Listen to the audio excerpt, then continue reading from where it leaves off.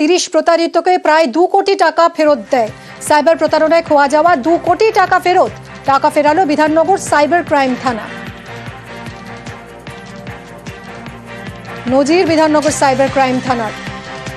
Cyber প্রতারণায় খোয়া যাওয়া টাকা ফেরত। 30 জন প্রতারিতকে প্রায় 2 কোটি টাকা ফেরত।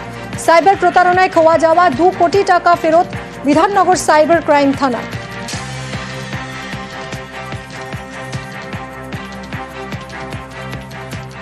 যে সাইবার প্রতারণা হচ্ছে ওর মধ্যে যে আপনার ভিকটিম আছে ওর টাকা কিভাবে ব্যাংকের যে স্টেটমেন্ট আছে ওটা মেটিকুলাসলি অ্যানালিসিস করার পরে ওখানে গিয়ে আমরা এসব রিকভারি প্রসেস করছি। ওর এর ফলস্বরূপ আমরা দেখতে পাচ্ছি কি এত শর্ট পিরিয়ড মধ্যে আমরা মোর দেন 2 crore রিকভারি করেছে।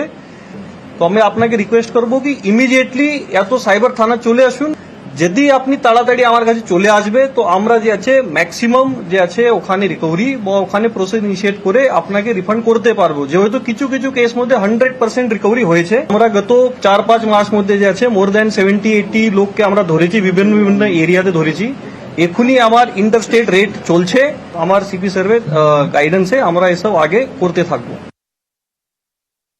3.5 লাখ টাকা গেছিল, এখন অব্দি 2,30,000 পেয়েছি। তাও পেয়েছি, অনেকটাই পেয়ে গেছি। দৌড়ে ব্যাংক ম্যানেজারের কাছে গেছি, বললাম দেখুন এই ব্যাপার। উনি সঙ্গে সঙ্গে আমার অ্যাকাউন্টে সব বন্ধ করে দিলেন, ডেবিট কার্ড ফেবিট কার্ড সব অ্যাকাউন্ট ক্লোজ করে দিলেন। ততক্ষণে 3.5 লাখ টাকা বেরিয়ে গেছে। সাইবার ক্রাইম থানা আমাকে খুব হেল্প করেছে, ইস্ট বিধাননগর থানা আমাকে খুব হেল্প করেছে।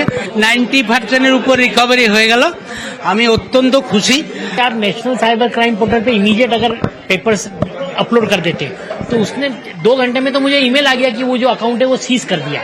फिर बाद में मैं विधाननगर पुलिस स्टेशन के पीएस के पास गया तो पीएस ने बहुत मदद करते हुए इवन अरेस्ट करके भी लाए उनको राजस्थान से। আমি রিয়েলি হ্যাপি যে মানে বিধাননগর সাইবার ক্রাইমের যে পুরো তৎপরতাটা, মানে এত কম সময়ে এত মেজর অ্যামাউন্ট রিকভার হওয়া খুব ইম্পসিবল, যেটা আমিও আশা করিনি। তো এটা আমার কাছে মানে একটা বিশাল পাওয়া। Thank you so much.